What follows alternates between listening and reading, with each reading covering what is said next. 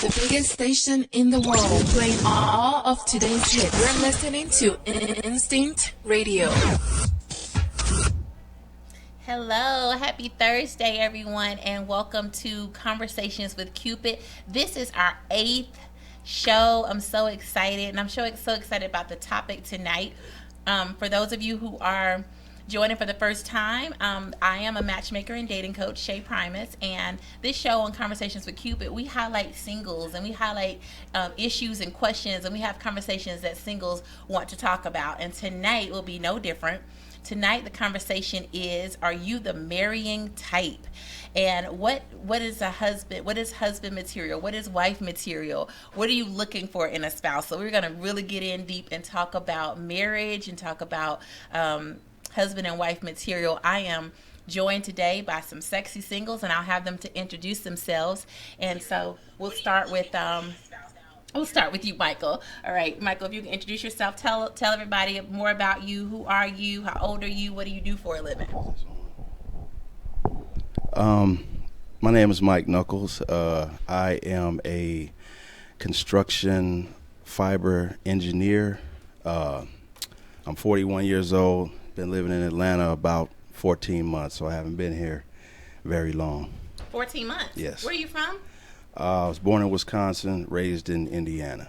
Really? Yeah, Midwest. And so you came here straight from Yes. Indiana? Yes. Wisconsin. Wow. Yes. Are there black people there? You'll see this weekend when the Packers play the Falcons. Oh, okay. Yeah. Well, I'm only going to be looking for the Falcons fan, but You will see. Welcome to Atlanta, Michael. Thank you. Okay, Alicia. Hi, everyone. I'm Alicia. I'm 33 years old, and yes, I'm single. I just moved back to Atlanta in May to rebuild my career. I work in healthcare. I'm a data coordinator, and I'm going into data analytics. And I'm from Orlando, Florida. Thank you. Roberto. Hello, I'm Roberto Alfredo, and I'm 54, so I'm probably the senior in this group. But I'm Panamanian and grew up in New York, and I've been here about 18 years. I have 4 kids, and they're my life, and I'm a divorced father. And I'm just glad to be here. Thank you very much, Shay, for inviting me. Thank you. Jeffrey. I'm Jeffrey. I'm a sales training manager and a project manager. I've been in Atlanta almost 30 years now. I'm 30. Yeah, I'm 35 today, but yesterday I was 46, but today I'm 35. Okay. Okay, I don't get it. Something about that math isn't right. Okay, and Nicole. My name is Nicole. I've only been in Atlanta for 13 months. Welcome to Atlanta, Nicole. Thank you. Okay, you must have. I'm from Baltimore, Maryland. I'm a travel agent, have my own travel, home-based travel business, and also work for Social Security Administration, Pride Military. I'm 42 years old, 2 girls, 14 and 20. Well, welcome to the show, and we're going to jump in and get started. And so first, let me ask, who has been married?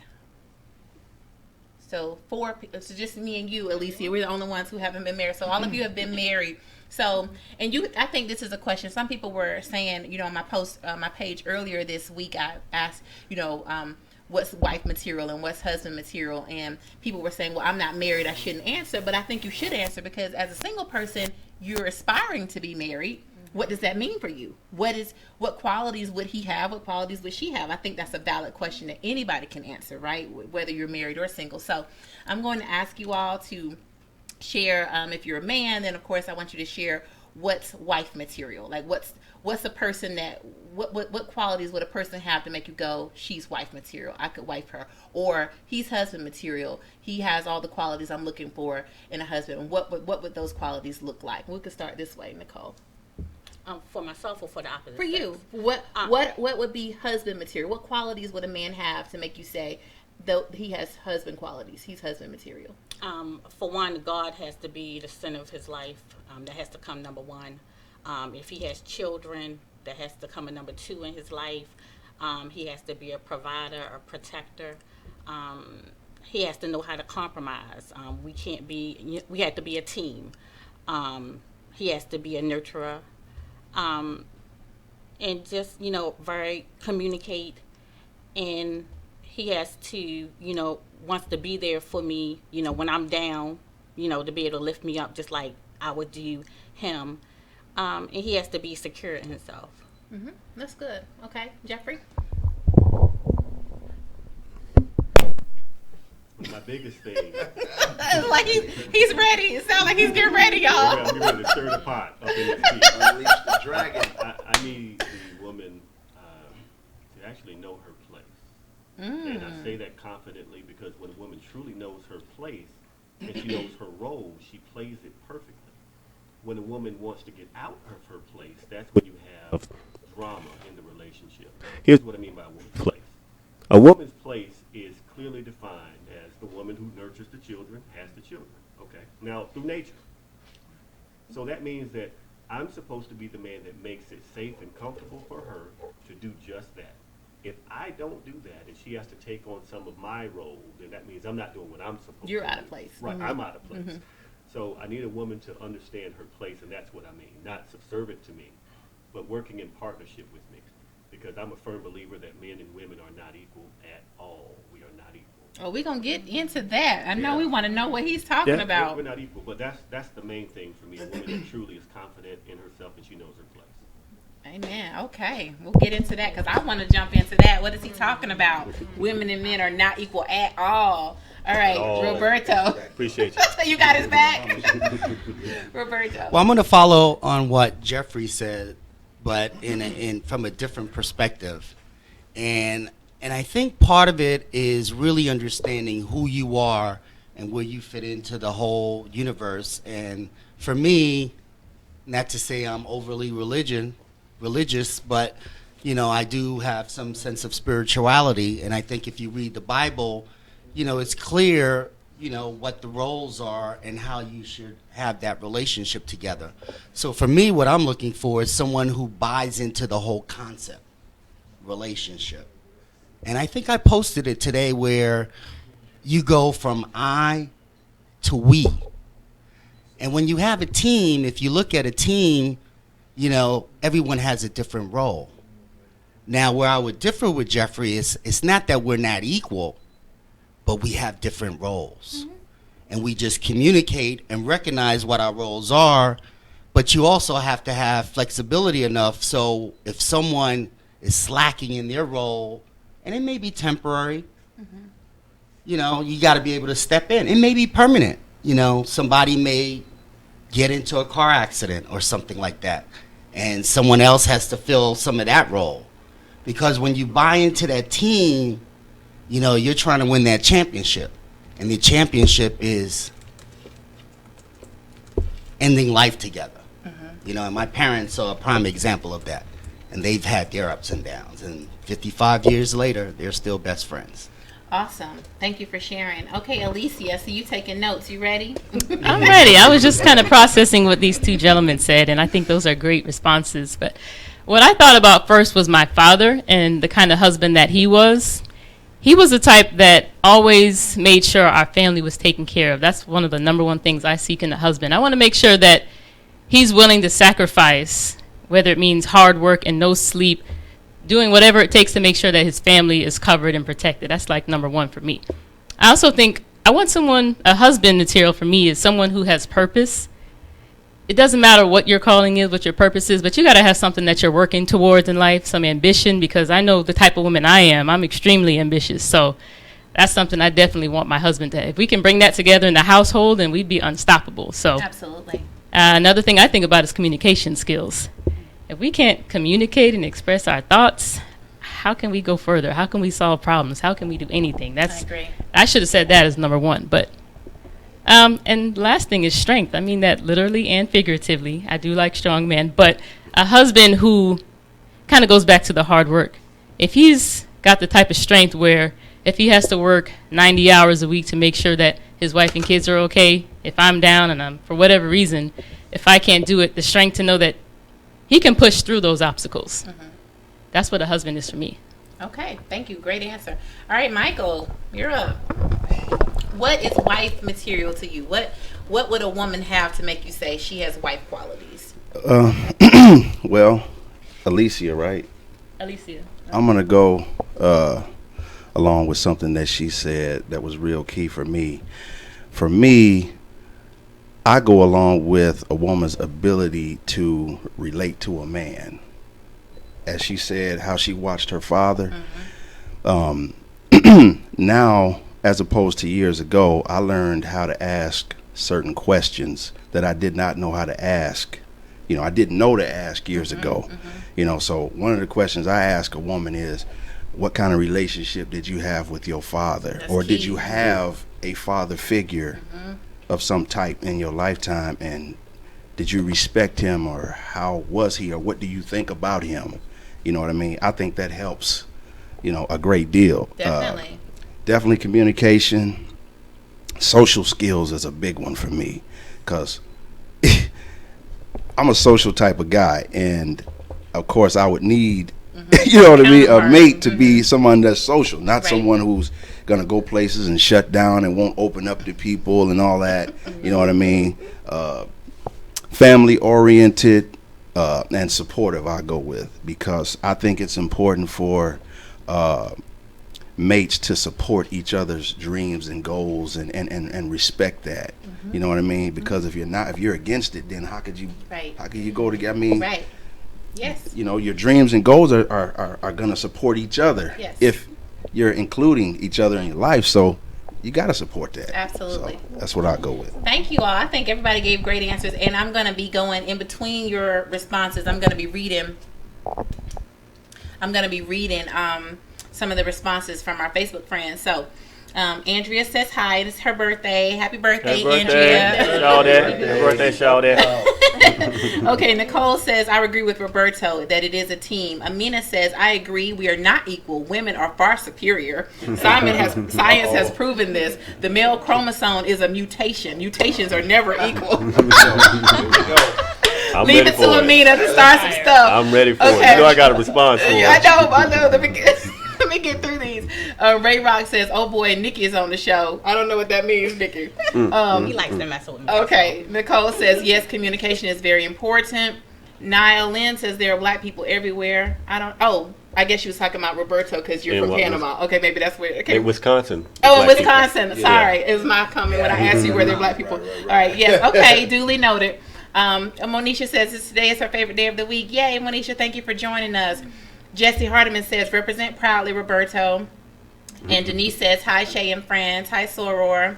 She just celebrated a birthday as well. Happy birthday, shouty. Lavelle says, I agree, Jeffrey. We're not equals in totality. Oh, this is going to get good. Hi, Fatu. Let's do it. Denise says equals, but we have different roles. Yes, we're going back to what Roberto said. And Lavelle says, great answer, Alicia. So we're getting started. Everybody's chiming in. So our next question is, are you marriage material? Are you marriage material? What makes you marriage material or not? I'm just gonna start from the middle. This time I'm gonna go with Roberto. I know you've been married before, so does that play a role in you being marriage material? Or have you learned from your last marriage and you're now marriage material? What is it? Are you marriage material? All right. First of all, again, I always like to use sports analogies. So you go back to Jordan. Jordan used to practice. He didn't become Michael Jordan. He used to be Mike Jordan till he hit that shot against Georgetown and broke my heart. But when he became Michael Jordan, he didn't get that way from just winging it. He practiced. He worked at it. And, from my perspective, I was married 15 years.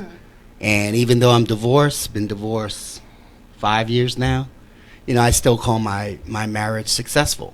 Okay. I have my kids, got a daughter getting ready to go to college, and we still get along, and it's all about the kids now. And I'm glad to say my ex-wife is happily remarried, getting ready to go on a honeymoon, and I wish her well. Oh, she just got married?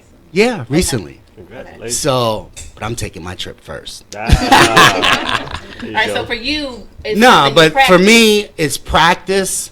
But also, like I said earlier, it's buying into the team, and, when you go through a marriage, I was married 15 years, and, we went from nothing, and we did very well financially. And I do say having that partner, when you're clicking with that person, there's nothing like it. Absolutely. There is nothing Teamwork like makes it. the dream work. Yeah, and when you have that person, and I think there was a movie where, and I forgot, I think it may have been Diane Lane, and she said, you know, I want to share my experiences. You don't want to just have experiences, which is what I live for now, but it's so much more fulfilling when you're able to share it with someone that you love, you cherish, and you guys are just bonding. There's nothing like it. And, you know, hopefully one day I can experience that again. Okay, So. amen. I believe you will. All right, I'm going to go with you, Alicia, then go to Jeffrey. So what makes me wife Yeah, material? are you wife material first? I think so. Okay, and what makes you wife material? Well, I think I have a pretty good skill set. I mean, the basic things that most men look for. I'm honest and caring, nurturing, that good stuff. But I think what makes me wife material the most, the fact that I'm a continuous learner. I know I don't know everything. I'm not good at everything. There's some things that I want to improve on, but I'm at least willing and looking for ways to grow. And I think that can help any relationship. So, like, I may not be Martha Stewart in the kitchen, but I like to practice. And then, you know, one day I want to be like Martha Stewart in the kitchen because I want to have a husband and kids who look forward to coming home to dinner. Yeah. But That's another good question. Do you think that cooking is a role of a wife? it's an essential skill, yes. You think so? Because you have to feed your family. You know? Why can't he feed the family? I'm just asking. I mean, he can too, but in my household, I plan to be the want to do primary that. feeder. And is that you know. is that the role your mother played? As Yes. Well? So you would want to duplicate what you saw. Of course, but if he can cook too, even better. You know, that's Right, just right. icing on the cake. Right. Because there may I be heard times you to say take. you cooked in your marriage. Yeah, And we're gonna talk. Yeah, we're gonna talk about roles too. We're gonna talk about roles too because a lot of times we get stuck in what we saw growing up. Yeah. My mama did this, my daddy did that, so that's what I'm expecting. Yeah. And sometimes that doesn't work out that way. So we'll talk about that. Okay. But thank you for sharing that. So you, from your perspective, you are wife material, and one of the key things you have is that you're open to learning. You're continuously improving yourself, and you think that's a great quality to bring Yes. to a marriage. You summed it up nicely. All right, Jeffrey. Buckle up, y'all. Oh, this is an easy answer. This is an easy answer. Okay. Yes, I actually do believe I'm husband material, just from the fact that I understand what it is to be able to inspire a woman into submission, and Inspire her. because submission isn't something that's just given. You have to earn it. It basically is the equivalent of trust. So both of my ex-wives know or knew that when I said I got it. They didn't have to worry about it. The fact that not long ago, I'd say maybe 8 months ago, I went to my second ex-wife and I said, hey, I need you to introduce me to that girl right there. And she did it. Lets me know that I left a real impression on her that she is at the point where she would just want to see me happy. So that just lets me know that I did some things, at least one thing right in that relationship, that she would be willing to say, hey, I want you to meet this guy, and actually introduce me. Yeah. Yep. Yeah, one of my exes came to one of my matchmaking events, one of my singles events, and I was honestly like, this person, hey, you need to meet this person, because I know that he has great qualities that would be great for somebody else. It just wasn't great for me, but it's great for somebody else. So yeah, I think you have definitely matured and you moved on when you can introduce your ex to someone else with no malice whatsoever. Good point. Okay, Nicole, and then we go to you, Michael. I would say I'm marriage material. For one, I'm selfless. I can't get out. That's a characteristic of mine. I'm a very selfless person. And then also, I'm a very invested person. Even in my dating, I'm not one of those people that had, when I'm dating somebody, 1 foot in and 1 foot out, trying to still be single or whatever. I'm very much invested in a relationship. And I'm traditional in a sense as well, as far as, yes, I believe that I should keep the house clean, I should cook. Even with me running a business, if I'm busy, I'm traveling, then I should hire somebody to make sure the house is clean. So I'm traditional in certain sense. And I've never cheated on anyone. I don't have an issue with that type of things that a lot of people have an issue with. 1 foot in, with somebody 1 foot out. If I've committed to you, then I've committed to you.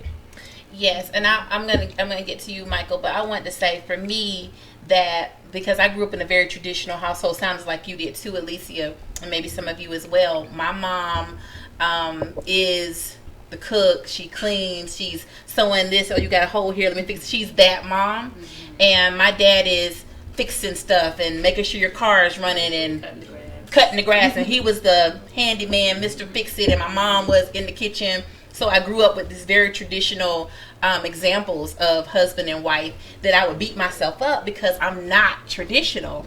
I have 3 businesses, so I'm a businesswoman. I'm here, there, and everywhere. I'm making money. Like, that's what I do.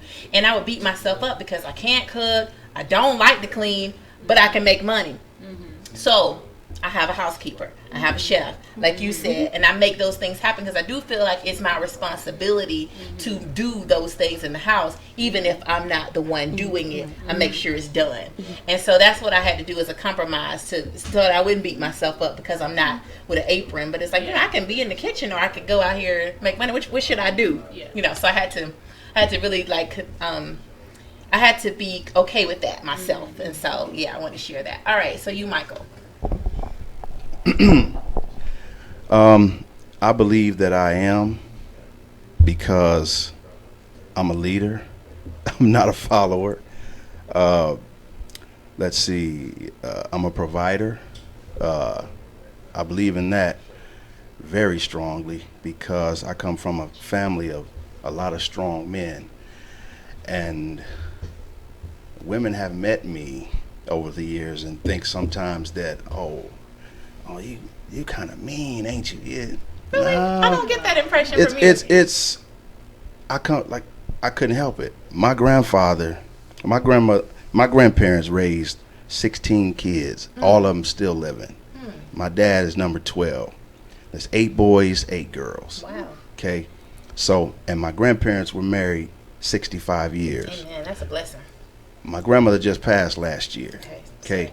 So I used to ask her questions like, man, how did you stay married to granddad all that long? And and she was just like, we had to work situations out. She said it didn't always, wasn't always smooth and everything like that. But another reason why I think that I am is because anybody can get married, but is everybody ready and prepared and sold out to do the work that is required once it takes place? Because a lot of people just want a ceremony. They just want all the glitz and glam. They want the ring. They want this. But see, after a while, it's coming.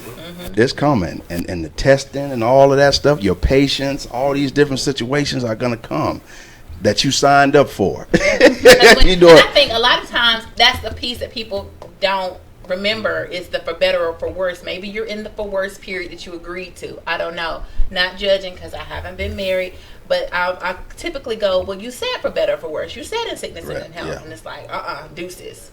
So we'll talk about that. We'll talk about that as we move on. But I think that's part of what you signed up for, as you said. Yeah, like that's it. Yeah, I believe in the sickness and the health. Like I've been married twice, and some people probably will call me crazy, but when I met him, he was a barber by trade, but when I met him, he had a sickness. He suffered from seizures. It wasn't his fault. I still married him even though he was not able to work. So I carried the household. Oh, wow. But I looked at it like this. If I had married him and he was healthy and he got sick, I would have still been there. So what was the difference in me marrying him and he was already sick? But you got divorced? Yes. Oh, okay. From him? Yes. Oh, okay. Just making sure. I didn't know if he get passed. No. Okay. No. Okay. All right. Let me read some of these comments, and then we're going to jump in because I want to know what kind of images you guys saw growing up, or what has influenced you to this point where you are in your life, where you're saying, okay, I'm marriage material. Okay. Jesse says, no, Lavelle. Submission is a great topic of discussion for one looking to get married. It really does need definition for some. Clifton says, the interesting part of this topic is that most people will answer yes, they are marriage material.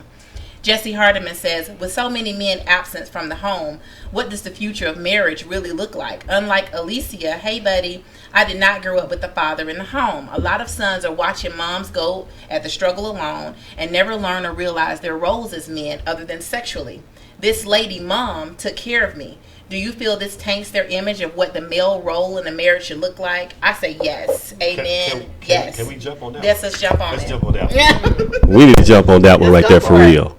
Okay, now, I love all my sisters. I love all my single mothers out there. No disrespect intended, but if you are the only person in the household and the man you laid down with and you had a child with decided to be a bum and not take care of his responsibility, it is on you 100% to find a way, build a way, or make a way for that young man to get positive images of what a man is. Too many women, I'm going to take that back. Some single mothers have raised young men that don't nobody want. They put so much spoiling into those little boys. They've coddled them so much. They've done all these things so much to these young men that some women, some single mothers, not all, not even the majority, but some have ruined those little boys for the women prospectively out there that would be their mates. So now if we're really being serious, it is still the lady's responsibility or the woman's responsibility or the parent responsibility who is there to make sure that their child gets everything they need emotionally, physically, and spiritually before they leave that house. No, I don't think many would argue with you. Honestly, I don't think people will argue with you on that. Yeah, I'll let you chime in on that. Of a son, I'll let you chime in, Roberto. But I was just going to say, as a single mother of a son, I make sure that he is around strong men, his coaches, his teachers. He's in military school, for example. I mean, he's surrounded by strong men. Have you punched him in the chest one time? Just a GP? Just punch him in the chest. You know. He's been punched in the chest a couple times. There you go. But my point is, I do think it is our responsibility. But I'm not going to put all of that on the mother because, to her point, a lot of men are abandoning their responsibilities. I think we have to address that. If we're going to put all the onus on her, she didn't make the baby alone. We do have to put the onus on the fathers who get up and leave and abandon their responsibilities as well. But go ahead, Roberto.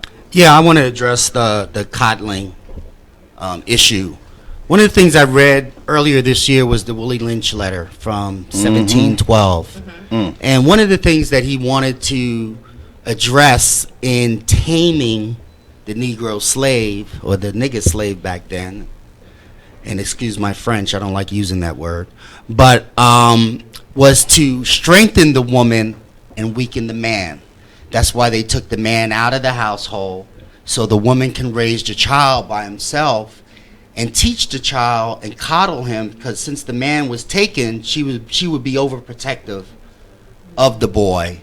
And with the girl, she's going to teach the girl to be like her, the strong, independent, strong woman. Now, I witnessed that. Ever since I read that, I would watch women and how they deal with their boys. And I remember going to this picnic earlier this year, and I get there. My son, he's 11 years old, and every now and then he'll get ornery. And, I just ignored him and said, Santi, go over there. And eventually, 5 minutes later, he's playing with the other kids.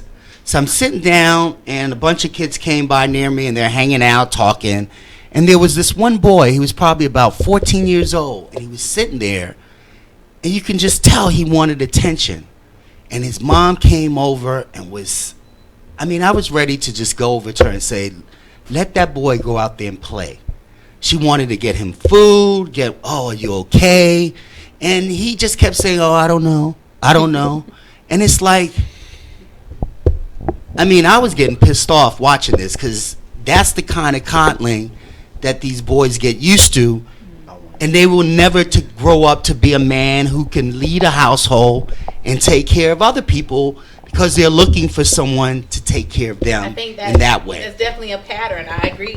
And that goes back 400 years. There's definitely a pattern, but we can all admit that it's more. Something's happening recently, because even though that was written back in the 1700s, and I totally agree with you, I do think this is systematic.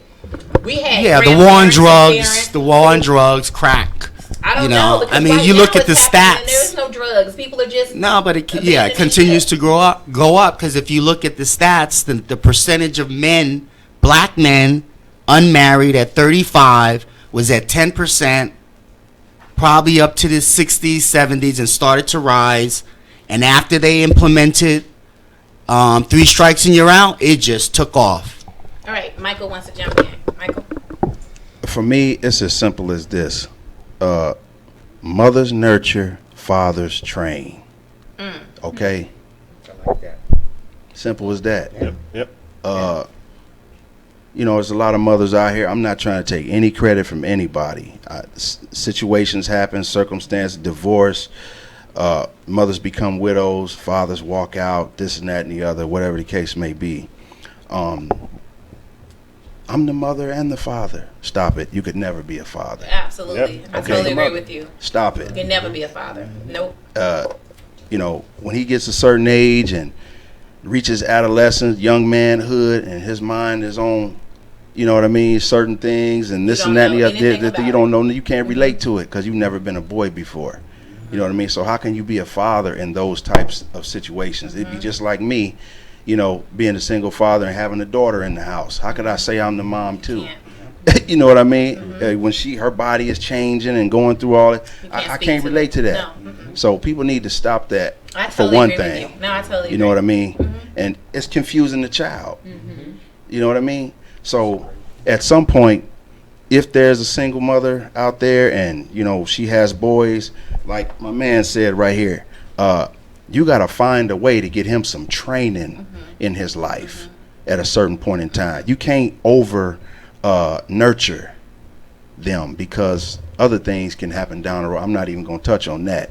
But at the same time, for me, it's as simple as that. Mothers nurture, fathers train. All right. Who influenced you to be the man that you are, where you're ready to be a husband? Like, what influences did you have? There's so many.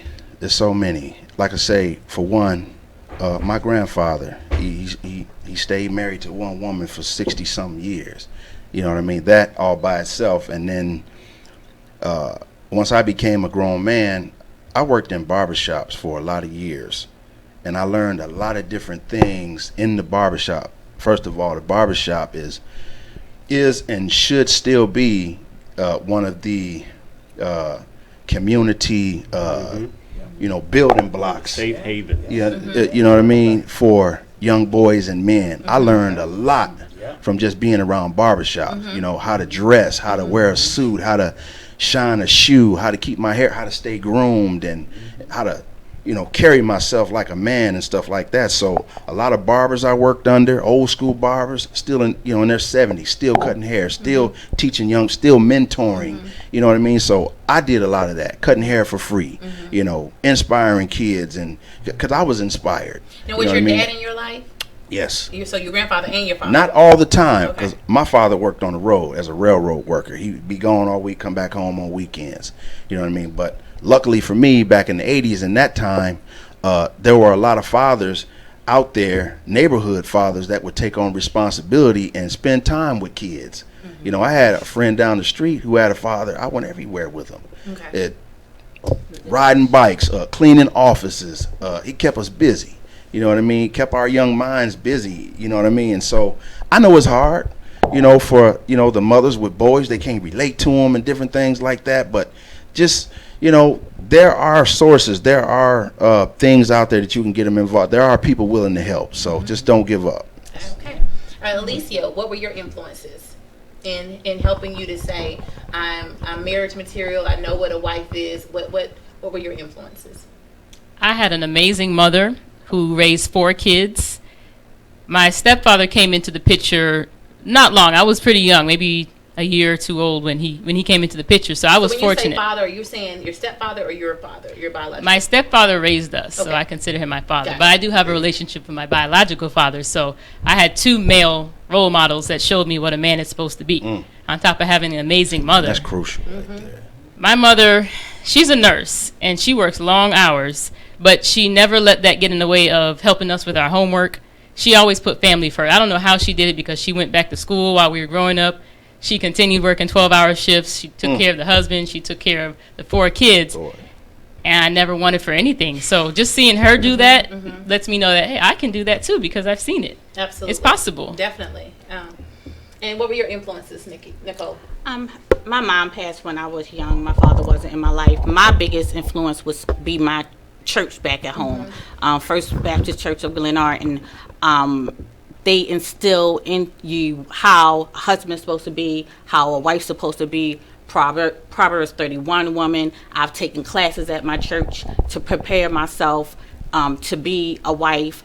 And then even on my business, the owner of my business, I see how he grinds for his family, and even my business partners in general. They leave their homes, they're traveling because they want better for their families, because they know that they're there to support their families. So mainly though, it's probably my church family back in Maryland who has taught us how how a man's supposed to be, how a woman's supposed to be, what we should both look for. It wasn't a one-sided situation, and I took classes there to prepare myself, because you just don't jump from just being, a girlfriend into being able to be a wife. You have to prepare yourself for that. To your point, you mentioned the church. Amina says that the church has done more damage to black men than the crack epidemic. So do y'all agree with that? Okay, look, Amina saying the church has done more damage to black men than the crack epidemic. Do y'all agree with that?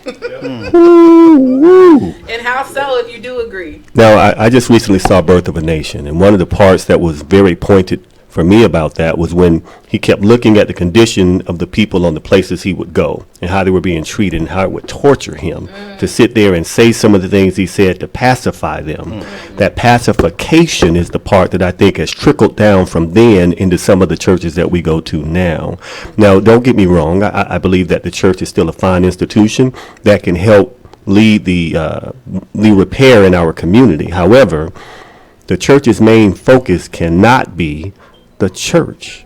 The church's main focus has to be the people who attend the church and the community that the church is in. And I think that's something that's kind of gotten lost in the profit margins and the tithes and the offerings in the church itself. And that's where I think our churches are not doing as well as they could. I won't say they're failing us. I will say they're not doing as much as they could. And that's where my church stands out. We 4 times in a row with the Hoodie Awards. We're very known. It's a teaching church. It's not just, that's what I loved about the church, because it's a teaching church, so any subject you wanted to talk about, whether it was bisexuality, they didn't taboo about certain subjects or whatever, because everybody is walking into that church. So it was a teaching church. So that's what I loved about it. But you know that the majority of churches are not like that. They're really not. And some churches are having the same program that they've had for 50, 100 years. No, I'm being honest. And some of them have not changed with the times. And they don't talk about homosexuality or HIV or anything that's going on with their community. They're preaching the same sermons that they've been preaching. And there's nothing new. And so a lot of people are turning away from the church for that reason. So I think that's great that your church is like that. But understand that all churches aren't the same. Roberto? Yeah, I just wanted to go back to the influence. My father was a very strong influence. Him and my mom are still married after 55 years, and it's funny watching them together. But, growing up as a kid, the thing that I always remember about my dad, he always worked, always had a job.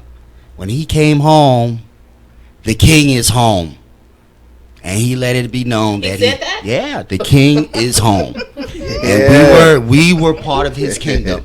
And I was the junior king. And one day I'll have my own kingdom. And he built his little empire to take, similar to what Jeffrey said, to take care of my mom, take care of the kids. Now, the one thing about my dad was he wasn't a talker. He wasn't the kind of dad that would sit you down and talk to you about stuff. But what I watched was his actions.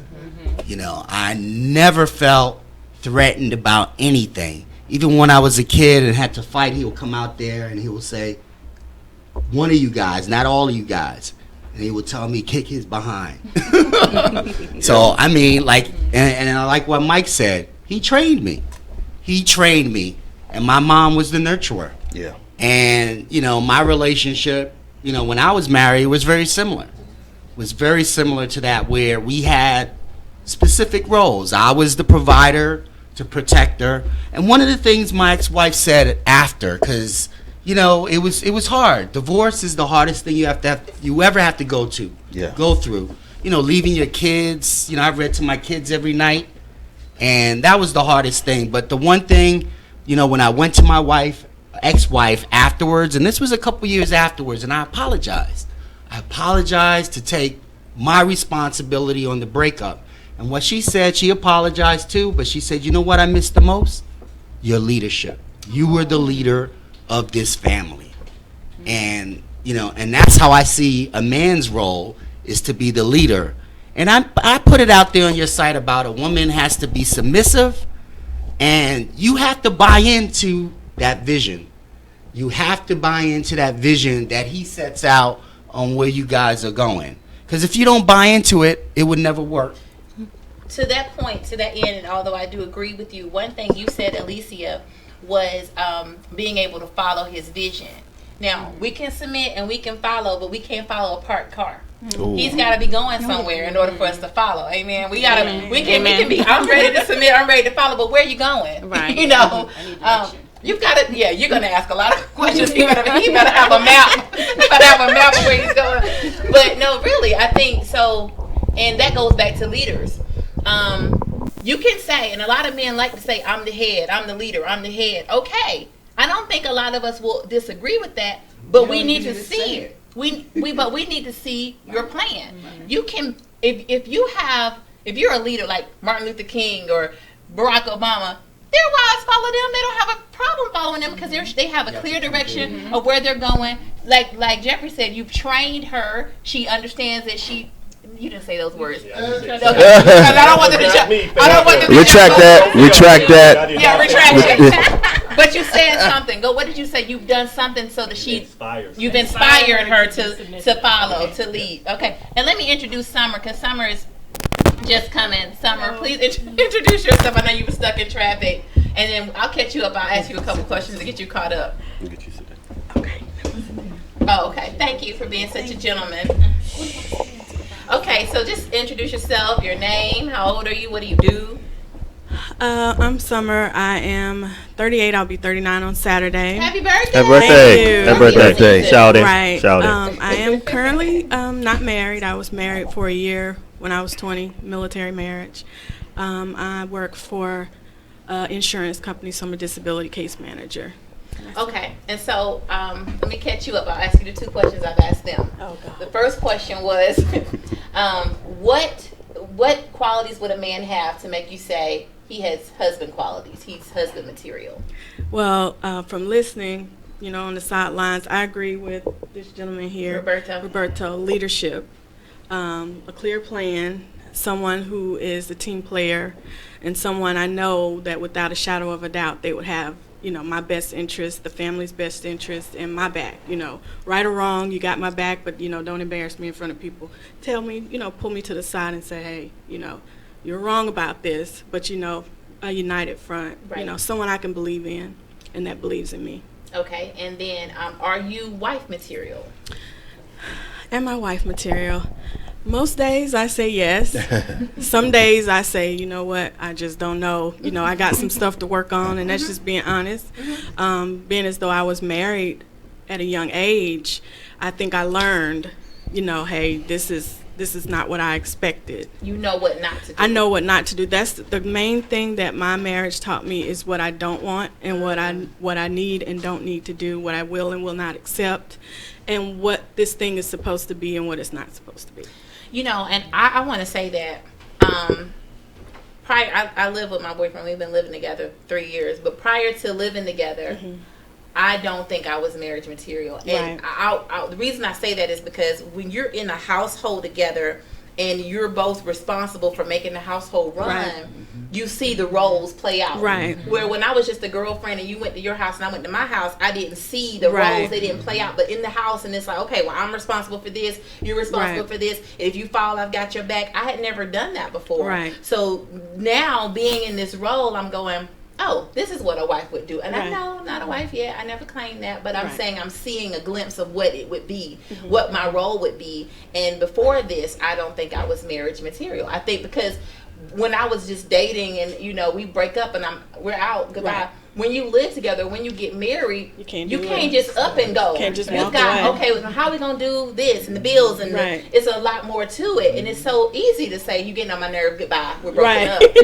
That's what happens every day, right? I'm done with you. But when you are vested and you are committed to doing something long term, it really puts a whole different spin and it's a whole different perspective on the relationship, in my opinion. You were gonna say something? I got a question. Yes, sir. I'm gonna go back to the submission thing because that's huge for everybody. A lot of women struggle with that word, and I think the day and time that we're living in now, could it be possible that in certain situations, the man and the woman both should be submissive? Yes. In situations. Heck no. I think Heck no. We'll get to Jeffrey. Because let me just say this. Wait. You submit to your I just got a question. It's you Yeah, to each other. I just got a question. Now, it's situational. no. You take a situation, well, for certain people, for certain women. Now, certain women don't want a man to be in control of every situation. She wants to feel like she has a say-so in something, different households, democratic, you know what I mean, matriarch, patriotic, me, I don't have a problem with sitting down and talking the situation out and hearing what you got to say, about it, which way you think we should go or whatever. I'll consider it. But at the same time, at the end of the day, I'm going to agree with my man that the ultimate decision at the end, you know what I mean? Is you? But at least let the woman. Interesting. No, but wait. The woman still has to have a say at some point because, if not, then that sounds kind of like a dictatorship. Right. You know what I mean? And we definitely don't want that because you doomed, Right. from the get-go. Right. So I'm sorry. you got to be able to, you know what I mean? That's where submission comes in. That's where the Yeah. teamwork comes in at. Because there are some areas you're going to be stronger in. Exactly. So let's say it's a son and you have a child together, you have a boy together. That's going to be your domain. And she might say, well, I really don't want him to play football. And you might say, but baby, he needs to play a competitive sport. You're gonna sell your That's a good point example. or whatever. And at the end of the day, she's gonna say, my husband said he can play. Yeah, So yeah, that's how yeah. that's different. That's a good example. Let's say your wife is a brainiac. She's a mathematician. Mm-hmm. She's good with numbers. She can balance a checkbook in her head. You should submit to her, I think, financially. If she says, babe, this is the situation, we only have X amount of dollars, we can't really make that investment. Right. It would be wise, I think, to submit to her because she's the strongest That's person why I in said that. situational. And let me tell you my experience. Yeah, when I was, my wife and I, I was an investment banker and we bought businesses and real estate and we've had many disagreements, many. And I'll give one example. Down in Destin, we had this property and it was booming. Let's get out. No, let's wait. And then finally, when I convinced her that we should get out, because I felt that, our decisions are our decisions and we got to both feel comfortable about it. And, we were in a situation where I felt that we would be fine anyway. But hurricane came like the next week. And it cost us some money. But it's something where you got to, again, it comes back to what I said from the beginning. That's my gavel. But that's from the beginning is that, you got to buy into the team. And sometimes somebody misses the last shot. But do you go and jump on, how many? No, it's a team. I saw Jordan's today. He missed the last shot, 36 times. But he's still a winner. More than that. So sometimes you may make the wrong decision. Right. And that might be a rift too, and you got to figure out how to deal with that. Okay, you said you had something in summer. The problem I have is people submitting to boyfriends. Like I'm not submitting to no boyfriend. Jeffrey, No, I don't submit to no boyfriend. There's certain things you don't do for a boyfriend. Yeah. And there's a lot of people doing stuff. Can't argue there. And if he's submitting to God and he's letting God lead him, I have no problem to submit to him. Well, here's the It's thing. my husband. Here's the thing that I want to talk about. How can you display that you are marriage material if you don't do the things Uh-oh, as a come boyfriend on or with it. girlfriend. Y'all Oh, can jump in. Y'all oh. can, but I'm going to ask my Absolutely question. Yeah. You can tell me you marriage material all day, Show but I me. need to see that you are. Show So me. what you going to just change the moment we say I Right. do? I need to see that you can do these things. Exactly. I'm looking for you to lead. You going, well, I'm not going to lead because I'm just your boyfriend. Right. Once I become your husband, Then I'll show you. No, I need to see now that you have these abilities to lead. You want me to submit once I say I do? You need to see that I can submit as a girlfriend. Because if I can't see it, who I gets can't hired believe for in a it. job before being able to demonstrate they can do the role? Absolutely. You have to show that you can do the role before you get the job. Yeah. That happens on every interview. Yes. Show me that you can do this, or tell me about a situation how you've handled. I need to see how you perform before I give you this check. There's stuff I can Don't show forget- where he knows that I'm a good wife and that I'm good for him to marry without me submitting to him solely like that or whatever. And it's all about before you get into a marriage, you hear from God first. That's who you listen to, and God will direct you. That yes, that's the person you should be with, or no, that's the person you shouldn't be with. But no, I'm not submitting to any boyfriend. I am, like I said, I'm vested in the relationships. There's no doubt. I'm always more invested than I should be in relationships, really. But yeah, I'm very vested. I'm very loyal. But there's just certain things that I won't do, or sometimes you do that stuff, and then because you're doing that, then you never become a wife because you're doing stuff. We're gonna agree to disagree because only because I say. When people always say they pray and the Lord told them to get married, then you would have never gotten divorced. If God said that was your husband and that you're going to die with that person. Because God says, I hate divorce. If we're going to get into that, we're going to bring God into it. He says, I hate divorce. If he puts you together, the Bible says, what God put together, let no man put asunder. If we're going to go to the scripture, then if God told you that's your wife, if God told you that's your husband, then that's it. Then you wouldn't have gotten divorced. Go ahead, Summer. All right. I don't even know where to start, but to your point about divorce, a lot of people aren't looking to God for that marriage. They're not hearing and saying, okay, this is actually the person. We go off how we feel. Of course. So we can't really say, well, let what no man, put together, whatever, because we aren't really going for it from the beginning. Now, to the submission part, I think a lot of women are afraid of that word because of the connotation behind it, and because submission, and because of what a lot of men who don't know what submission is portray. Like, I'm the head, you do what I say, that's it. And that's not what it is. No. So in order for you to be the man who has a woman that will submit to you, he first has to understand what it is. For me to be able to trust enough in him to be able to submit, because if I don't trust you, I'm not going to do it. And submission is all about It's trust. all about trust. It's all about trust. And and I'm going to get back to, I know Jeffrey wants to jump in, but because it's about trust, doesn't it go both ways? It goes both ways. I think it does. I don't think Jeffrey thinks it goes both ways. Let me tell you why. Dante, will you come and join us? Dante's saying we need to. You look up the meaning of submission. You need to find another word. All right, I'm gonna look it up while Jeffrey. Let me say this. All right, Jeffrey, go ahead. Okay, the one thing that I saw, I forgot where it was, but it was dealing with marriage. It was an older lady. She said, when you think about submission, you have to think the man is the head, but the woman is the neck. Amen. All day. So Amen. you have to be able to speak to that man to get him to hear what it is, your concerns and your feelings and your fears and whatever. And if he is, like you say, listening to God and listening to you, and he values you and your opinion, he's going to take that in as the head and not just go, just off his feelings and do whatever it is. So just know your role and know how to speak to him, not just how you feel, but speak to him. There is an art of submission, and I have it. Thank you. And there's an art of listening. There's an art to speaking to your man so that he can hear you. Right. But back to submission. To your point, Dante, submission is the action or fact of accepting or yielding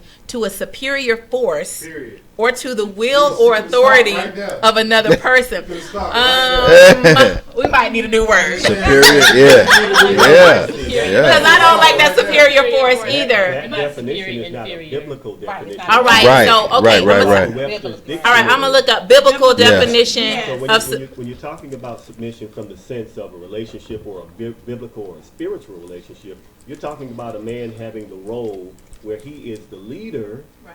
However, he got it. He basically he's not just giving the title; he's earned it. And in Right. earning it, what the woman gets to do is sit back and relax when it comes to certain things. Here's the part of submission that I think a lot of people don't get. Just because you are submissive, it doesn't mean that you are stupid. Or a You slave. still have influence in the relationship. If the man is leading, he's smart enough to know if he's an effective leader, that he needs to communicate with the team, come to consensus, and once consensus is reached, he leads the charge. That doesn't mean that he says you don't do anything I say or do anything other than what I say. That's not what submission is. What Jeffrey, I have a prepares him question. to be able to lead the charge? My question is, what prepares him? How are you prepared to be that leader and to be responsible for my family? What qualifications do you have? What has prepared you for that role? Patience, love. That's what I'm asking y'all. So What- it starts because I'm with gonna the submit. home. What you're asking me. I'm gonna take. I've been managing my household since I've been an adult. I have a child I like this that conversation. I'm just asking a question because these are the women that we have, the Yeah. women that are listening. This is a They're good question. smart, they're educated, they're successful, and they're gonna ask this question. And they're comfortable. Very comfortable. They don't They're, wanna they get it. let me paint the picture. Let me paint the picture. These are women who have hundreds of thousands in the bank. Yeah. These are women who they manage their household. They manage big portfolios at Why companies. should they give that up? And you're telling me, Yeah. with all the degrees I have, with all the knowledge I Why have, should I'm they going do to that? take this hat, put it over here, and just let you call all the shots and lead. Tell me Why what should I do that? qualifies you to do that. I Yes. understand. In my opinion, this is something that I've come up with. I call that female arrogance. If you got all those things going for yourself and you don't want to give up any of that, don't date anybody. Don't go out there looking for a relationship. Stay in your comfort zone. That's a good point. Because a relationship is all about the two. If you are not willing to get out of your own way and open yourself up to new possibilities, you are limiting yourself. That's a because big what one. you have right now could be increased by the partnership. Exactly. But if you don't want to release that and partner, stay in your lane. You're and not stay asking single. for partnership. You're asking for leadership. That's two different things. A Okay. partner, because and somebody posted. But in a partnership, you have a managing You have to have partner. leadership still. You have someone, again, Why, it's setting why the do vision. you have to be? Why? Okay, this is my question. I'm successful. I'm gonna marry you. But in the home, I manage my house perfectly.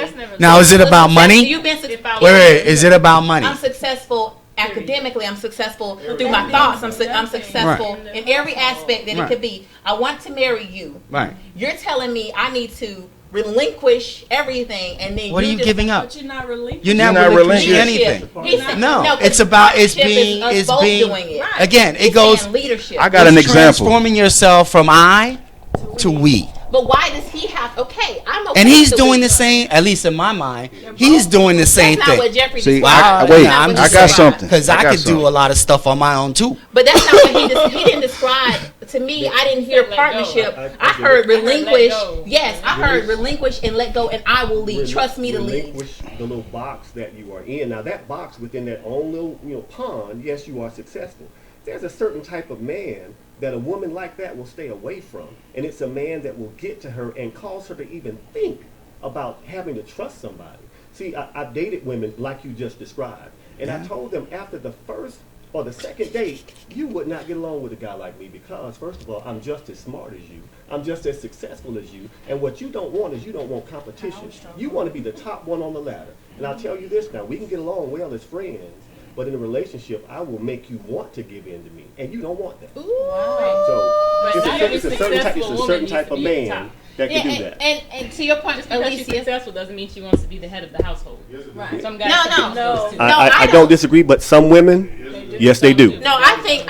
Do you women- say Michelle Obama is submissive to Absolutely. Barack? Absolutely. Okay. Yep. She have to relinquish everything and let And that's my point. The relinquishing. She no longer practices. And early on, doesn't work. who Okay, do was the anything. one who I was? got She was something. the breadwinner. She was the Michelle breadwinner. She was the one who got him all the contacts. I got a curveball for all of this. I mean, Go she ahead. built him. believed in him enough and pushed him She enough saw the vision. Right. Absolutely. She saw the She saw the vision. Look at some of her quotes. She says, "It doesn't matter who I married. He would be in the presidency." She would have pushed him would've that way. pushed him Yeah. that way. That's the beauty of it right there that a lot of women fail to realize.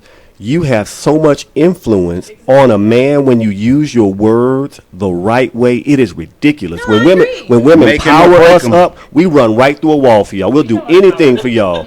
And When that's y'all very become true. scornful though, and when we Or shut down, condescending. it's like, hey, you know what? Bump it. What the Bible says it's better to be in the desert than to be in the house with Or the corner of the rooftop. Sleep on it. And room with a Yes. corner Sleep woman. on the Yeah, rooftop. sleep up there. That's what the Bible says. So I know women in our power. When we get You know? there. Okay, so what were you gonna say, Michael? You said you I had was a- just you had a going to say, curveball. okay, we talking about stuff.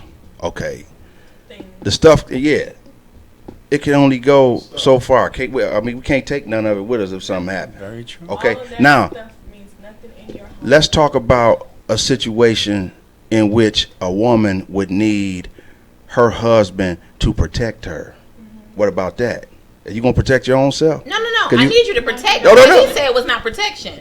You could protect. You could take that role. But you got to be a leader to protect. Absolutely. No, you can take the role to protect. You I'm got- not at the if gun you- range. I don't own a gun. If anything pop off, I need you to step in. That's your role. Let me give let me give an example of what I'm talking about. Let's say a husband and a wife is out on a date, or they at dinner, and somebody says something to disrespect his wife. What is she gonna? She's gonna expect him to speak up for. Amen. That's All what I'm day. talking about. Or I are can you just get with you that. just you know what I mean? I can get with that. What he said. No, this is where I'm confused, Jeffrey. All right. You're wanting her to relinquish who she is, everything she knows, and just follow you because you have a penis. Like, I'm sorry, I we see. gotta clarify. That's what you said. I never said Okay, that well, part. clarify that. I'll clarify. When a man, and I did say this first, inspires a woman to submission, that's when she's willing to let go of that stuff. Now, I think what you took from that is me saying, hey, Shay, I don't care how much money you make. I make $10 an hour. I need you to yield to me. And I never said that. So, but here's the reality of it, though. Stop it. Here's the reality. If I come correct and you see the traits in me that are worthy of you, and you see I have the vision, I have the spirit, I have the leadership skills, there are a lot of women, even in that situation, that will fight the feeling because they want to be in control. That's what I'm saying. If a qualified man comes up, they will run him off because they don't want to they don't want to be submissive because submissiveness comes with vulnerability.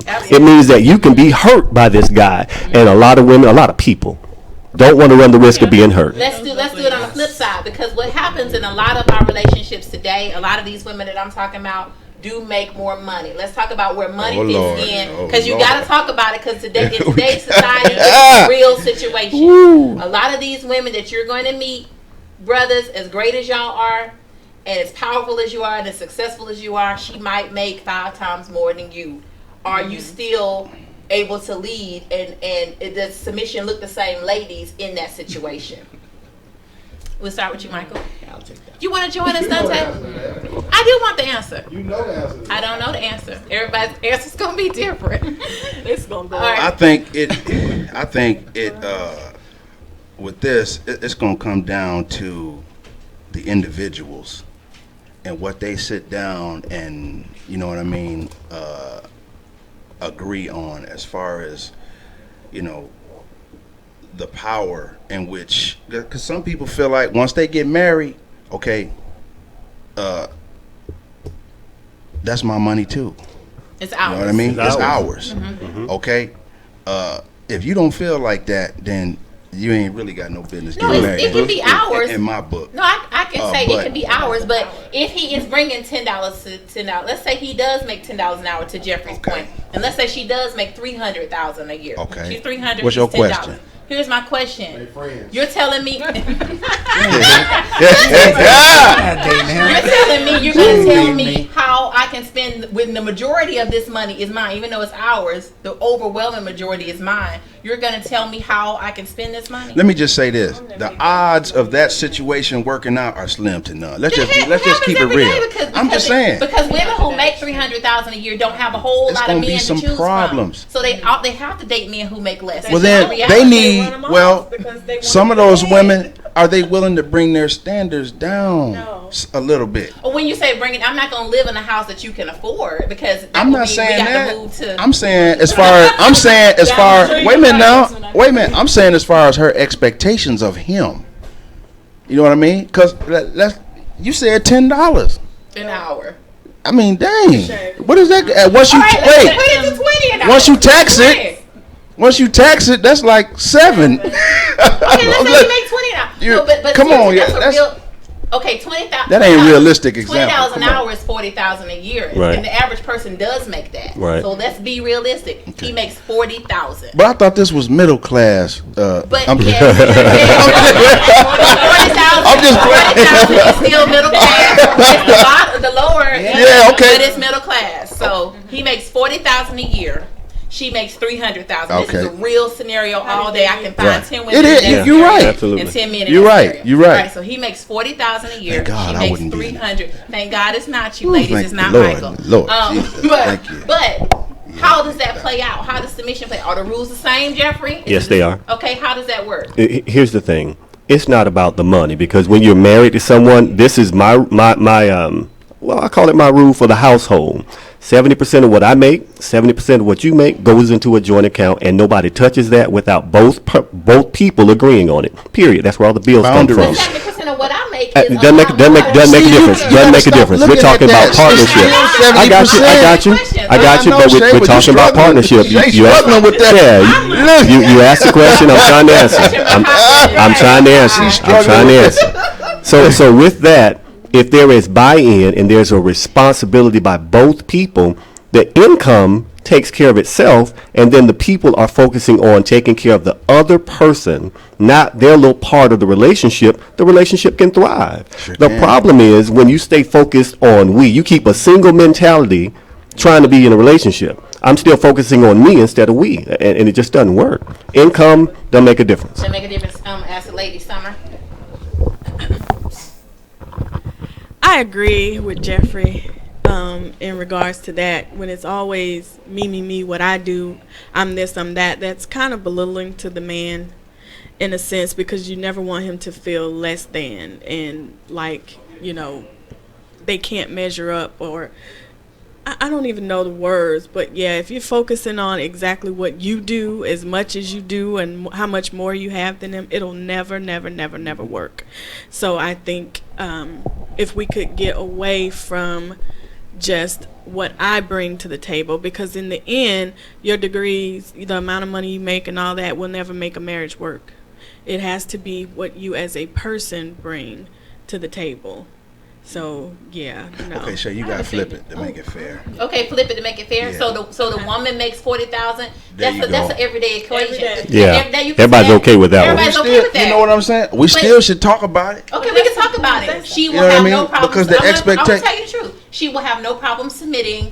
She makes $40,000. He makes $300. Mm-hmm. Sure, babe. Whatever you say. Mm-hmm. She will have. I'm gonna be honest. Yeah, she's not gonna have that problem. You really think every woman is like this? Stop it. She gonna want to control that. The woman who makes that kind of money, what she's had to do to get to that point, it has taken so much willpower, dedication, strength, determination, ambition. She's climbed over men to get where she is. She's climbed over white people. You're saying the 40,000, the 300, or the 300. We ain't talking about her no more. I'm just saying that. I know. That type of woman. I'm with you on it. I got you. Is Mike working? Is Jeffrey's mic working? Because some people are saying they can't hear you. Yeah, she could be in a specialized industry that has very high demand. She could be a geologist, and when the oil spill with BP happened, geologists were making $70,000, $80,000 a month. Yeah. In the cleanup effort. Right. So that wasn't jumping over anybody. That was the perfect storm in market demand. What I'm saying is her mentality is very different. I'm a boss every day at work. That's her mentality. Now I'm gonna get home. I'm kicking my heels off, and I'm submitting to you. I'm just painting the picture. You don't And bring I'm not work, you don't saying bring work home. I'm not But saying it's I an agree or attitude, disagree. a mentality you carry with you. It's hard to switch between the two when you do this every day to get to be where you are. Like, you can't just turn it off when you walk in the front door. I got something It's for not that. that simple. I agree with the Ooh, I got something for y'all. Roberto wanted to jump in. Yeah, I mean, again, it's you got to buy into the whole team thing, and this is one of the problems I've been having since dating. And I get it. You look at the stats; women are doing so much better. From an education standpoint, career, all of that. But you got to realize, with all of that, if you want to be with someone, it's not all about you. Yeah, it was all about you to get to where you wanted to go. Pat yourself on the back. But the other thing is, you need someone that recognizes that, That's good. appreciates that, Amen. and there to support, to be your cheerleader. Absolutely. But it works both ways. Absolutely. My view is, if I'm with someone, 1 + 1 should equal 3 or more. If not, it's not going to work. You should be Because I'm multiplied. growing. Yes. And I want someone to grow with me, and we Absolutely. enhance our growth together. I totally agree with you. I got some. No question from me. I totally agree with you. Let me read some of the questions, some of the comments from our friends, because they are chomping at the bit on this topic. Light you up. I ain't scared. They gonna light Jeffrey up. I'm a man. I ain't scared. So yes, ladies, thank you. Now, to Neil, your name is Neil. So when I see your name, I always say now, but I know it's Neil. Okay, thank you, to Neil. You said you got my back, Cassandra. Yes, you got my back. All right. So Amy Woodson says the problem is people have a skewed definition of submission. Okay, I agree with Yep. you. Yeah. Christina That's a OJ good said, one. "Oh, my third husband dropping knowledge." She must be talking about you, Jeffrey. I think she thinks she's your. Yeah, Hey, baby. Hey, you better have my food ready when I get home. And you know, Yeah. Put it down, Jeff. Put it down. Okay, so Clifton Hall says, marriage is the act of bringing two selfless entities together to become unselfish. That is a foundational difficulty. I totally agree with you. No matter how much money they make. No matter. That's right. No matter who has a penis. No matter. It's coming together. I mean, I'm just Right. saying. Why does that keep coming up? You know what? Because just get the I'm just curious. Because you have a penis. I'm just trying to clarify. Nobody ever said I that. just want to I got something. Nobody ever said that. Ooh, I got Nobody ever something. said I just want to that. clarify. Okay. That's not what it is. Come on with All that. right, so Ramona says, this is my little sister. She says, I don't like the phrase standards or down. Lowering Dating down standard, or lowering your standards. Okay. I can see how you wouldn't like that. Yeah. Cassandra says, a lot of men want a black woman to settle. And Tashonda said, why don't black men just start making more money than us? Well, some of us do. Some of you do. No, we're never. Listen. Let's just be honest. It sure isn't. They're not gonna, They don't give any highlight. kudos. They're not. Yeah. It's not gonna be highlighted. They always gonna keep the camera on the man who make the least. You absolutely Can I It- say this? And this is probably going to sound crazy, but society has shown me that the men that make that kind of money aren't really checking for us. So I think that's part of the That's what you problem. think? Oh yeah, No, the I more know- money they I know make, men Ooh, I who got make a lot of something money. for all But of let me this. say- now I will say this. I will say this Madness. to you, Summer. Men who make a lot of money, let's say over they make well into Six six figures, figures. over 100,000. They will date black women, but they don't typically like to date black women who also make six figures. What I found, the men who come to me as clients who make six figures, they like to date the Regular secretary. women. And I'm not, no offense, nobody jump on me because you're a secretary. I'm making a point. a common job. They just work. Yeah, they like the women who. They like the women who make $30,000 a year. They might say I make 150, 200. They wanna They be want the the leader. balance. Yeah. They want the balance. What is that? They want to be the leader, as Jeffrey listen. said. They want full submission. They want to feel superior. That ain't the case with. I think it You with don't some of think those. so? With some, it can't be the case with all of them. Not all. I'm not. Some I'm of never those speaking men in- want in- balance.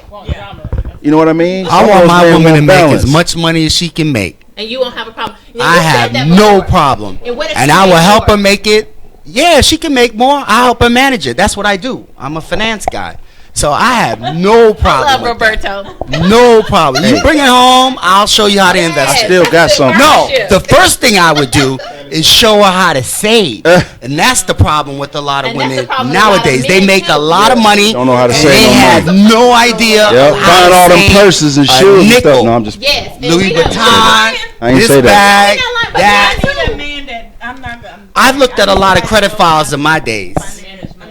And I've seen some bad credit. And women can be making $300,000 and spending it all, and they be Listen. blowing right through it. 'Cause first of all, Uncle Sam's getting half. But let me say this to you, and we talked about this last week when we talked about finances. A lot of people weren't raised. So they're middle class today, but they weren't middle class as they were growing up. Right. And so that wasn't modeled for them. I grew up in a household where my parents did save, did Exactly. invest, did take us on trips and stuff. Everybody didn't grow up like that. Right. So for those people, this is new for them. This Right. money is new. Yeah. So I got to buy. I got to pop tags. Yeah, because it's new. I Yeah. think that happens for a lot Yeah, of people. it's Yeah. true. Then So- we're in Atlanta too. Oh yeah, Yeah. this is Yeah. It's all about the glitz and the All glamour. about the glamour. You What- don't have it, you ain't Again, Right. the vision is the future. But guess No. what? Yes. This is something I was thinking about when I was on my way here. You know, I was kind of going, you know, in my mind about what I might talk about if I'm called on or asked it. I think that people, whether it's male or female, fall into three categories when we're talking about, are you marriage material? Some people are, I believe, because of their upbringing, you know, like she talked about how, you know, did you have a father figure? Did you watch your mother and father being married? You know what I mean? Things of that nature. You've been married before, been divorced. You understand what marriage is about. You got people who are willing, admit that they don't know if they are, or admit, you know, that they'd like to learn. You know what I mean? Oh, I want to know what this is about. I didn't have it growing up or whatnot. You know what I mean? And they're willing to, you know, consider all that, you know, it, you know, goes into it, the work and all that. Then you got, this is a big one. I might get some disagreements on this one, but it's okay. Some people will never be marriage material. Let's just be honest. Why is that? It's just, man, it's just the way it is. Some people just are not. And I think that people who are aspiring to be married and really want to put their effort into it and really want to be happy and have a lifelong, you know what I mean, have a long, healthy, you know, marriage and things of that nature, it's a lot of hit and miss because nothing is guaranteed, first of all, and then you don't know who is who a lot of the times. Some people appear to be ready and appear to be a good, but really, deep down, they're not, and they never will be, male or female. I think that's I've seen this. It's out there. Yeah, that's I wanted to accurate. say something. Okay, go ahead, Nikki. I don't have an issue with, I guess, the dollar amount. I look for your grind. He has to have a grind in him, and also he has to be a person where he knows he has to have more than one source of income. If you don't have the mindset where you just want to do that 9 to 5, and you don't believe in another source of income, he couldn't be the person for me. I work for Social Security Administration. I see widows coming in there. They don't expect you don't know when someone is going to pass away. He was a good husband or whatever, but he didn't like leave her anything. She didn't, any money, and now she's in there. The most you're going to get out of Social Security is like, the most check is like maybe $3,000, the highest check anybody get. So it's more about his grind, and then also. But some people make enough in their 9 to 5 that they don't need a second stream. So I want to clarify. I think anything can happen. You need residual income. I think you need money where, if you got the only way you can get your money is by punching a clock. That's not good. That's not necessarily safe. like, so for what Roberto was saying. Roberto is an investment banker, right? And you have a job. And you can invest where the investment can be residual income for you. So you don't have to if it's a residual income, I thought she meant like you need another business or something else. As long as some type of residual yes, income. and I agree. Okay, yeah, something else. Yeah, and I just think men should have more of a grind, because there's times where women have children. They only could work one job because they had to come home to the children and do homework and cook. Men can go out there and work 2 and 3 jobs. So if I don't, when men who like here dating, some men they don't have their own house, they don't, they live with somebody. I'm like, listen, if I my child had when I was 21. And when you're a mother, sometimes a single parent, you can't live in a household with anybody else because you have these children. So as women, we had to maintain our household. And you telling me, brother, you living with somebody and you can get 2 and 3 jobs if you need to. It's just, you know. But that it's just goes back ridiculous. to being coddled and not being pushed out as a little young chick. All right, back to Alicia. I want to touch on that submission topic just for a quick second. Just a few words of advice to the men. I love y'all, I love my brothers. But maybe this is something women don't say enough. We're okay with submission. I think I speak for most women. As long as you don't steal our shine, or as long as you still allow us to shine, because sometimes when we hear that we should submit to our man, it feels like, well, I should go inside a box, or I should stay in the house, or I should be quiet. Like, if a man would encourage me to say, you know what, Alicia, you should go back to school and get your master's, or you should start that nonprofit you've been thinking about. Be supportive and allow me to shine. You know, if you say, you know what, you should go to that conference and you should be a speaker, rather than, you know what, you're my wife and I'd rather have you home and taking care of these priorities. And you know, that's really what it is for us. We just don't want you to steal that shine because we know what's inside. We got this potential and we want the world to know about Why it. would So any real man want to do that anyway? It's happened before. I'm just saying, that's I was crazy. talking to a married friend this weekend, and she was saying, you know, Shay, I just like your ambition and your grind. I feel like if I wasn't married, I would be the same way. But because I'm married, I can't grind like you. And I'm like, whoa, like what is that? Like, so what? It's time and the responsibilities. I mean, but she has a child. Like I have a child. She has a feed her man. I gotta feed my man. So, but there's something within being married that keeps her from being able to be all that. That one thing is her. That one thing is her because she's comparing herself to you. You have a different purpose and a different, grind. So she should really focus on what hers is, discover her purpose, and shine that way. Nobody can compare.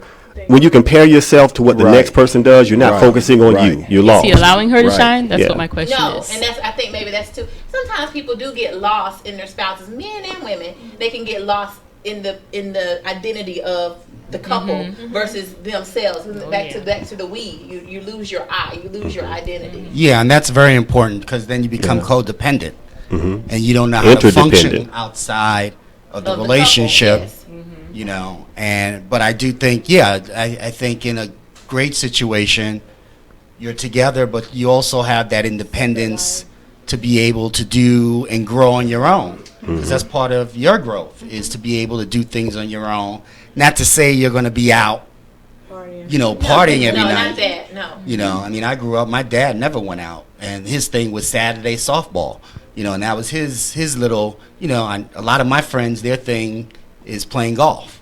They get together with the guys, they play around, and so you have to have some level, outlet, some outlet to get away. But it's not clubbing every weekend, right? But back, you brought up a good point, Roberto, when you were talking about being able to find your own, and I don't want to lose this point. But one of the things I think couples need to do is discuss what are your goals. What do you want to do? And to your point, I want to go back to school. Okay, go back to school. Allow each other to continue to grow. Don't get lost. Well, I think one of the problems that we have is when people link up, they're looking at the wrong thing. And I read this book. My pastor is Andy Stanley at Buckhead Church, and I read his book on dating and sex and love. And one of the things he said is people rely so much on chemistry. And I thought about it. I said, how easy it is to go out with someone, have some drinks, get turned up, eat some good food. I mean, of course the date's going to go well if you have some level of social skills. And people rely on that. But, as they get into the relationship, they don't ask the appropriate questions and look for the appropriate traits in that person in terms of, is this person an I person or a we person? Yep. Or, do we have the same values in terms of home ownership or how we want to vacation or how we want to raise children? And these are the things that I think a lot of people overlook. And then they run with someone because of the chemistry. And then when you start bumping up against, as you said, the day-to-day life of being in a relationship, it doesn't work. And then what happens, people get broken and they're hurt. And then the next person comes around and they're not willing to become vulnerable. And then you have the walls go up and then it just goes downhill in most of your relationships from that. Let me say that. Shay, I want to jump in because I got a dip. Excuse me, brother. No. Just two real quick things. Even God has a wife. If you've studied the Jewish tradition, God has a wife named Asherah. And with God, when you say God, you mean I mean God, God. not Jesus. I mean God, not Jesus, God. God has a wife named Asherah. Okay. And Asherah in the Egyptian belief was God's wife. Even in the Jewish belief, that's God's wife. The thing about it that's really interesting is the role of the woman was greatly diminished when the Romans came in. The Greeks came in and just transposed everything and said, okay, we're going to get rid of this Asherah goddess that's basically the equal of God, and we're just going to focus on the male deity. So that's just one little factoid for people to research. Don't take me at my word. Look it up yourself. The thing that I wanted to share leaving is the lesson I learned from my father. My mother was, after my father passed away, was proposed to twice. And the second time we were all like, well, Ma, we don't want you to be alone. Why won't you get married again? This is a nice, gentleman. We all respect him. She said, your father took care of me when I was alive, and when he died, he took care of me because he took care of the financial part of it. He left something where she didn't have to work if she didn't want to. Life insurance, military pension, Social Security, all that stuff, she gets all of that. And when she said that, I'm like, you know what? That's real. That's a man who in life took care of business and in death took care of business. And she basically told these guys that I don't want for nothing, and I don't want for you. I don't deserve anybody else's last name, and I won't have anybody else's last name. So that's absolutely that's what I aspire. That he was able to give to you. That's what I aspire towards right there. This is what I asked when I said what qualifies you. So I want to clarify. If you, Jeffrey, walked up to me and said, Shawty, what your name is? Yes, and you said I want to lead. And I say, what qualifies you to lead? And you say, this is the example that my father set for me. Mm-hmm. This is the way I would like to provide, and this is the way I would like to lead. Now I'm clear, but that's why I said it can't just be because you have a penis. What I meant by that is you have to have something that. But I'm not going to say that to you. I'm going to show you that. Exactly. Okay. You just have to be wise enough to see it. Right. Okay. Jeffrey. Not mine. It takes more. I mean, because if it was that easy, we would not have an 80% divorce rate. It really is that easy. Is not going into it that way. Right. Everybody doesn't want to see it. Should be. But everybody's not doing that. Let's just be real. I'll tell you this. That 80% is a bunch of mess. Well, I have 100%. Got no business being married or getting married. I have 100% divorce rate. Y'all have all been married except for me and Alicia. Mm-hmm. Everybody at this table has been married. Yep. So you're telling me that I didn't go into my marriage like that. No, I did not. You did not. Okay. Neither did either one of my ex-wives. You didn't go. Okay. You gotta look and at you that's either. Including I didn't get divorced. I did a divorce. No, I divorced them. You divorced them. Both of them, yes. My situation too. Yep. Your situation what? Thank you, I divorced her. You divorced her. Thank you so much, Jeffrey. No worries. Thank you so much. And I want to invite y'all. I know it's your birthday, but on Saturday we have a masquerade at the Sweet Auburn on Atrium. Sweet Auburn, the Atrium on Sweet Auburn is our masquerade match. It's our second annual. All of you all are invited. You can all come. I know you probably have birthday plans. I heard, but nevertheless, we can. You all are able. You are welcome to come if you're free. All right, back to Roberta. What were you gonna say? Oh, it's me. No, we just grew apart. We just, and she was in a position to do her thing. I was in a position to do my thing, and it was kind of like we just had a meeting of the minds. And decided to do this to him. Let's deal with that 80%. Yeah, go ahead. Is it 80 now? It's 70. That's, man. It's high. It's high. way So more it's than half. 50. Yeah, it's high. The last I looked, It's it was high. 50. It's way more than No, half. that's general population. We are looking at not Don't only. tap the Oh, tape. I'm sorry. Not only first marriages, that second marriages, third Yes, marriages, all and of so it. Second is higher. A lot. Second is higher. Why is that? Now that's interesting. Second marriages Because have you a higher know- divorce rate than first marriage. You're less tolerant. Less tolerant. Oh. That's exactly it. Kind of like that with dating too.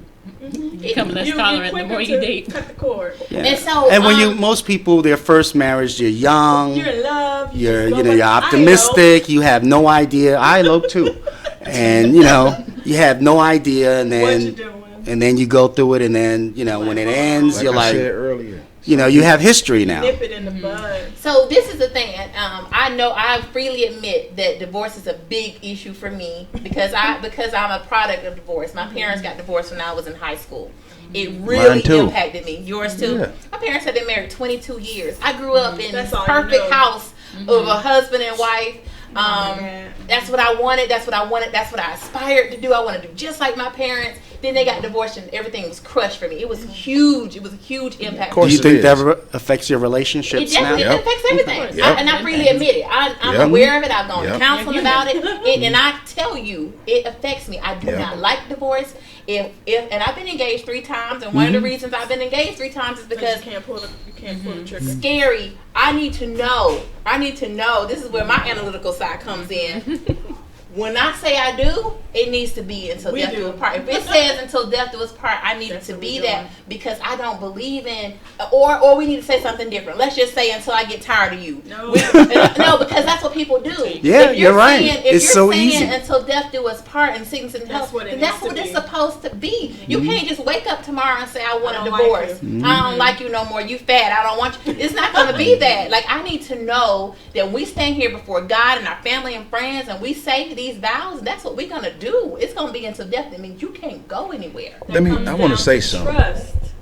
People trust every day, and people get divorced every day. Right, but I'm saying on both ends, you have to have. One thing I learned, it has to be both parties working towards the common goal. It can't be one person working and this person lacking. You're never gonna get 100% ever. So if you both have the same goal and continuously work toward that goal, then you have no choice but to make it. But, I have a friend, she's married, she's been married, I guess, 11 years, and she says every year on their anniversary, they sit down and they talk about how that year went and what they can do differently, what problems they had, and how they got through it. And she said that helps. It's kind of like business planning. That's what you do every year. Yeah. You do it with the business. Yes. I love annual evaluation. I totally like. I'm gonna steal that. I like that. Do it. I think you can do that in relationships too. Okay, we've been together 2 years. Let's talk about it. Let's look at the last 2 years. Okay, where we gonna go next? Right. What we gonna change? What we want to. I like that. I'm gonna take that. What didn't I like, and how could we have done this differently? What do you need to stop, start, and continue? I like it. I'm gonna take that. You were gonna say, Michael? I was just gonna say, what happened to courtship? Yes. Okay. Yeah. And then after that, get into that. How many people really get engaged and really assess if you're right Engagement counseling for one another? Right too. You know what I mean? No. Self-evaluation is key. Well, if there's 2 people involved, then you're assessing if you're right for one another.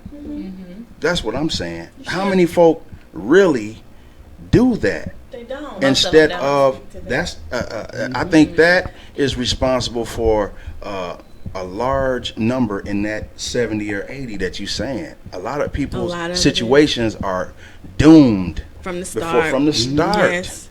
You know what I mean? I believe in a process. I believe it's a process to any goal or any major marriage is major in life. A lot of people don't look at it like that. They look at it as convenience.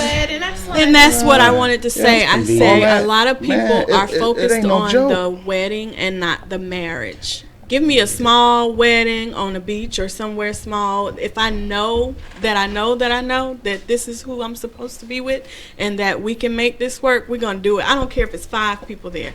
I don't need a big flashy wedding. Now, I do want a big flashy wedding. You can want it, but don't focus. Do the work. Focus needs to be on the marriage. And also authentic love. Because do you know how many people I know are in miserable faking it marriages to get the ring, sleeping in 2 different rooms. Yes. They don't have sex anymore. They don't even talk anymore. Hey, bye. Roommates. Here are your bills. Here are my bills. And they go. That happens every day. Don't talk to me. I heard. I'm sorry. Go ahead. Finish. Oh, I was going to say, they live as roommates. Don't talk to me. This is a business. Outside of the home, we put on a front. But when we get in the car, I hate you. That happens every day, and I don't want that. I don't want that. I wouldn't wish that on anybody. No. And like he was, personal prison. It is. And like he was saying, you said authentic love, and he said the process. And he talked about evaluating. if this is the right person for you. But I think it's more important for you to be the right person, because if you are broken, or if you have issues, or if you have things that you have not resolved, you are going to ruin it. And that's why I offer my dating coaching, to your point. No, seriously, my dating coaching program is 3 months. And we do an assessment to determine what areas do you need to work on. And we work on those areas. And I'm coaching you all throughout, holding your hand throughout. And we deal with the issues before you get in a relationship. Readiness is important. A lot of people are not ready. You see, Tell me how to sign up for that. Then you can sign up at middleclassmatchmaker.com. They just run for the ring. It's all about, I want the ring, no matter who it's from, what comes with it, whatever problems they have. It's like it's all going to go away once you get the ring. And it doesn't. It only magnifies. It's the same, and now you got somebody else. You bringing somebody else into your mess. But you got this flashy ring that you can show all your girlfriends. My own flashy ring. But what I need to know is, are you going to be here? That's huge to me. To death do us part. Right. That is huge, and that's a question that I constantly ask, even in my own relationship. That's something I constantly consider because you're in a relationship to get married. You're in a relationship because that's where you want to be, or a life partnership. And that's a constant evaluation that I have, because I don't like divorce. I don't believe in divorce. I'm gonna just tell you right now, I'd rather not get married than to get married and get divorced. That's my personal opinion. And so that's something I constantly evaluate. Like, I need to know when we say that's what it is. Well, one thing to address with that is, with everything, life is a risk. So, I mean, we can't live scared, live the future or see the future, and sometimes you just got to go out on faith, make the best judgment. Management. But make the best decision you can. There is risk assessment that you have to consider, and you have to look at those things. And if you see red flags, if you see don't things ignore that them. don't ignore them, don't go away once you say I do. If you see something that he doesn't manage his money well, or she doesn't manage her money well, or she has a problem communicating, he has a problem communicating, he has unforgiveness, she has bitterness, any of these things are red flags, don't jump in. It's not going to escalate. It's only going to escalate. And if she doesn't handle and address issues, that is huge. If they shut down when something happens, that is huge. You need to address all of those things. And I'm not saying discard the person. Go get counseling, go get coaching, get help for it. Because sometimes you can help those situations, unless the person has some type of mental, ailment. But all of those things need to be assessed, because it doesn't go away just because you say I do. Marriage is not magic. It doesn't go away. You were going to say, then, Michael? That just made me think. I should have said this in the very beginning when you asked what's husband material. Problem-solving skills. Huge. It's huge. Because there will be problems. Yeah. There's going to be some risks and red flags, but if you and him both have those problem-solving skills, I think it'll make life a lot easier. How you handle conflict. And that's a part of in the dating phase. In the dating phase, you need to evaluate problem-solving. If this person is always doing bonehead stuff, they're going to continue to do that in your marriage. If this person is always spending up their money and then can't pay bills at the end of the month, that's going to continue. It doesn't go away, because you're just going to have more money now that we're married, and you're going to have more money to spend. No, Michael? I was just, I got a question. You say it. What's your question? Go ahead, Michael. Got a question. Now, what is one thing that makes a marriage valid? You got to have after you get married.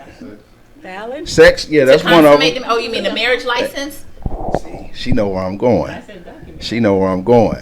It ain't, listen, you got to have a license, okay? It ain't just to say that you're married. Listen, all this stuff we talked about up here that's involved in it, money, this, that, and the other, the legal part, that sounds like business to me. It is business. Exactly. You're signing a contract. I'm going somewhere. Go ahead. Let's get there. Everybody, but there's some people out there that's listening that might not want me to go too fast. Okay. No, but at the same time,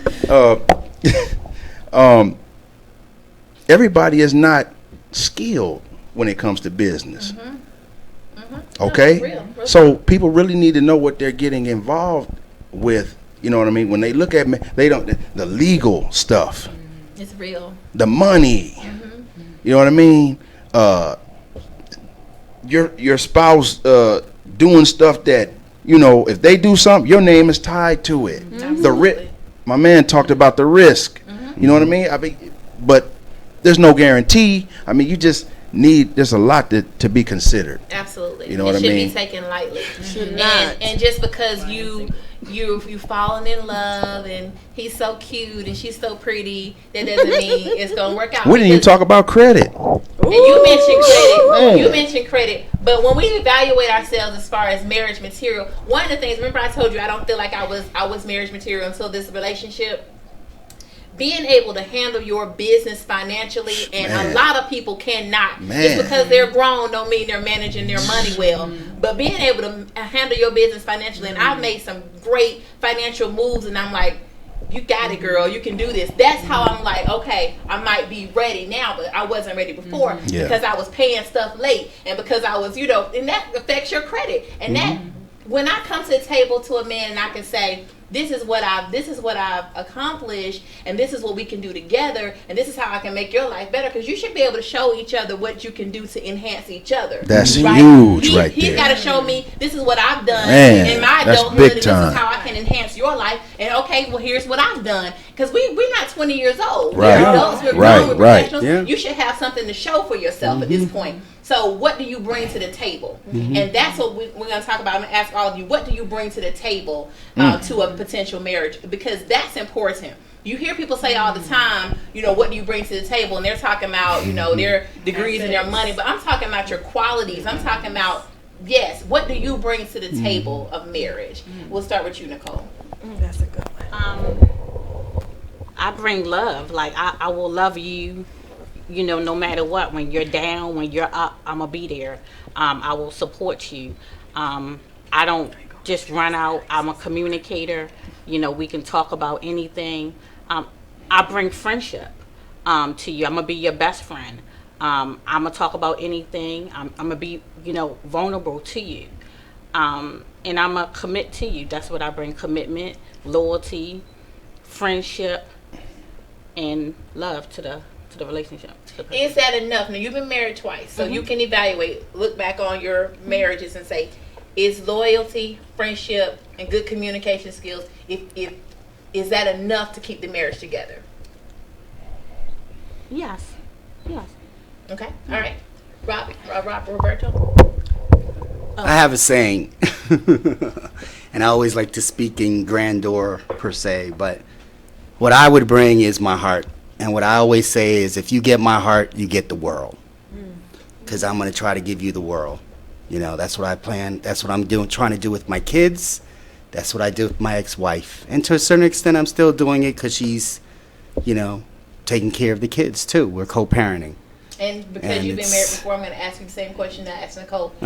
Is bringing your heart enough to sustain Yes, because the qualities in this heart, the provider, the leadership, the hard worker, a survivor, I've been through a lot, and, once I put my heart into it, there's endless possibilities. Okay, Summer? Oh, you can use that. That's a good question. As she said, I bring loyalty, stability, nurturing, an open heart, open mind, willingness to submit. Are you sure about that? Yeah. Love, kindness, support, genuineness, and friendship. I think that's what I bring. Did that affect my? Was that enough? I don't think I didn't bring all of that, and when I figured out what I had to do, it was already too late. And that even if I'm bringing that, if they're not reciprocating, it's not going to work. So that marriage was just a lesson learned. It was just, I eloped. It was a lesson learned. I call it my starter marriage. So now you're ready for the real thing. I'm ready for the real thing. My ex mother-in-law still calls me. She still loves me to death. Good. So it's no hard feelings on that end. But yeah, I learned a lot. So it was just a little starter. Good. All right, Alicia, what do you bring to the table? Everything that you guys said, I agree with. The only thing I could add to that at this point would be vulnerability. And for that, I mean, I'm willing to take risk. I'm willing to change, willing to compromise. I'm willing to open myself up to this marriage thing because, I'm single, never been married before, so there is a little bit of intimidation. There's a lot some of fear when I think intimidation. about committing for the rest of my life to someone, but I'm willing to take that chance. That's longer than a mortgage. That's longer than forever. Forever. Yes. There's no end. There's no end to But it. I'm willing. You're willing. I'm willing to give it a try. I'll take that chance, and I can be vulnerable. That's beautiful. All right, Michael. Team player. I'll say some things that I won't be as well. I won't be a liability. That's huge. We all You know what I'm saying? Right. Quiet Please space. don't be a liability. I won't be a liability. I'm going to be supportive. I bring business knowledge, street knowledge, love, affection,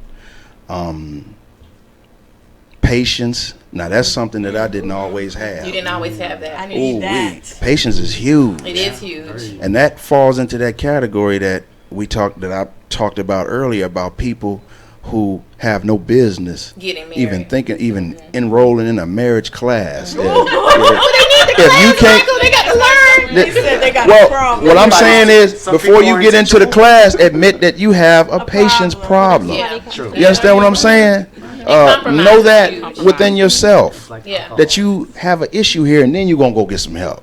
Don't Yeah. go into class, no, I ain't got no problem. Everybody right has. with You know what I'm saying? We do have to wrap up, So- but I do wanna thank all of you for your contributions. We do have to wrap up. The next people are teed up to start the next show. But I want to thank all of you for coming and being so honest and transparent. Thank you so much.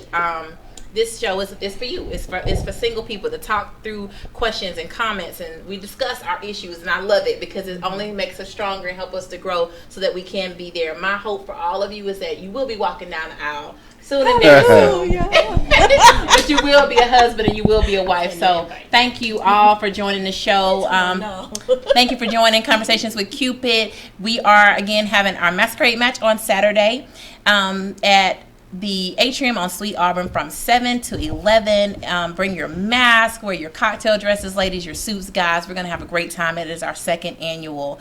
And you can find tickets at masqueradematch2.eventbrite.com. Thank you. That's going to do it for us this week. Tune in next week. We're going to talk about mama's boys and daddy's girls next week. So it's going to be a good show. Thank you all. Good night. Ladies and gentlemen, you're now tuned in to the very best. It's yours truly, Jazzy Fizzle, Fizzle, Fizzle. And this is Instinct Radio, man. Tune in, baby. Oh, boy. I truly understand what people may say. They believe to think how we think is far from okay.